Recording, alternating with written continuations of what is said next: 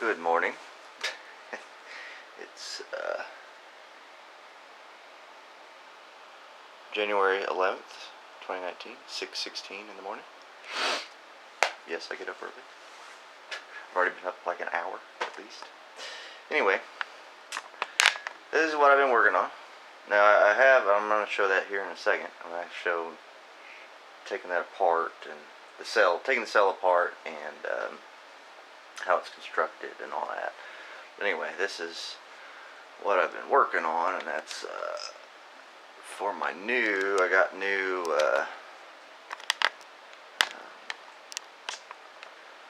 electrodes. So yeah, here we go. There it is. That is a what is that? It's an NGK. It was an iridium spark plug. Not that it probably matters, but anyway, the NGK. The top part of the center electrode the inner diameter was big enough for my new. Oh, that's heavy. God, it's so heavy. It's not that heavy, but for how big it is, it's pretty heavy. So, oops, forgot I'm way zoomed in here. So yeah, I gotta hold it way out here. So yeah, tungsten electrodes, lanthanated 2%, 10 of them, ground annealed, whatever that means. All that ISO, whatever. I got them from this place. Ooh, they're beautiful. Anyway, so they're,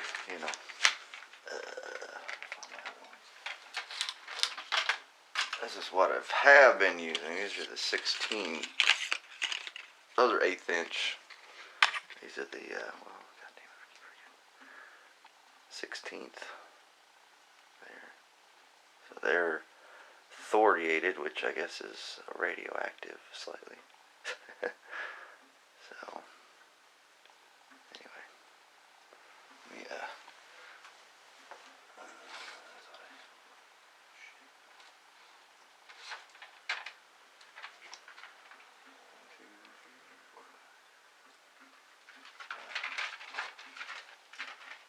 Well, I was going to show you comparison, but they're obviously bigger. Maybe not.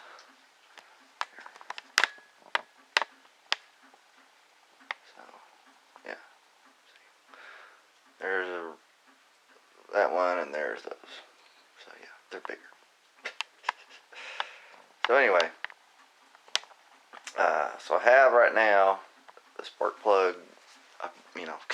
Man, it was a lot of work. I think if I have to make any more electrodes, I might try to buy the castable Lumina.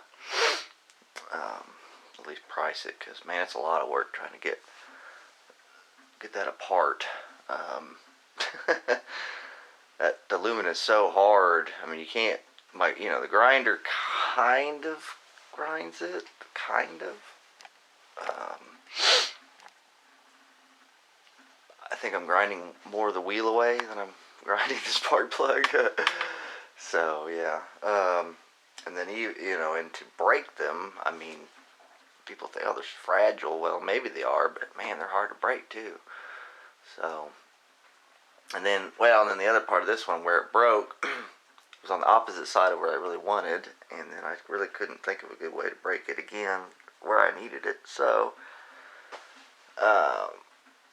they have these resistors in there. I don't know what those resistors are made out of, but they're just as hard as the damn Lumina. Maybe not quite, but I was actually able to drill through it, grind through it.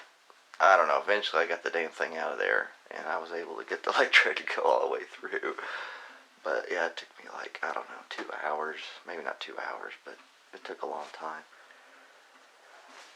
Anyway, so now I have it stuck in a socket, which you can't really tell it's a socket because it's all covered in JB weld. The socket is stuck in a piece of CPVC, which I used a step drill bit to drill it out, and then it basically had to press it in there. It's like it's in there tight, so hopefully, you know, it won't fall out. I don't know. The problem is it heats up and it softens and it might just fall out, but we'll hope for the best. Anyway, well, I mean, I'm going to have epoxy on the inside, so it shouldn't come apart. Anyway, so yeah, I have epoxy on the outside. I tried coating the socket because I really didn't want it conductive, even though shouldn't be connected anywhere in the circuit. I don't know. I just didn't want it being bare. So anyway, I coated it with epoxy. Now I got the rod in there, tungsten rod. I got a piece of shrink wrap around it so it's centered in that. You can't see it because it's actually kind of down in it. Here, see, you can't see it, but anyway, you can kind of see it poking out the bottom there, in that area right there. So anyway, so yeah, I'll let that epoxy cure, and then supposed to take 4 to 6 hours.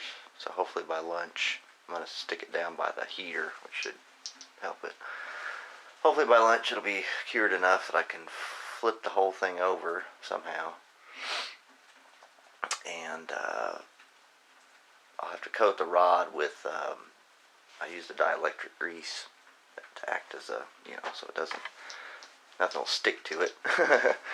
And then I will epoxy, and I'm going to epoxy and silicone the other side. The epoxy will kind of act as a solid locator, and then the silicone hopefully will act as an actual seal.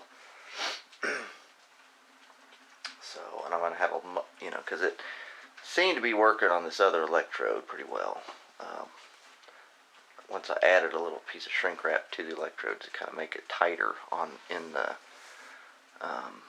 silicone. So I was kind of thinking of when I do the silicone, of finding maybe a little bit smaller drill bit or something, some sort of rod that's a little bit smaller, maybe like a clothes hanger might be a good size, to put in there, so that when I put the rod in there, it actually has to expand the silicone a little bit, so it'll make a good tight seal.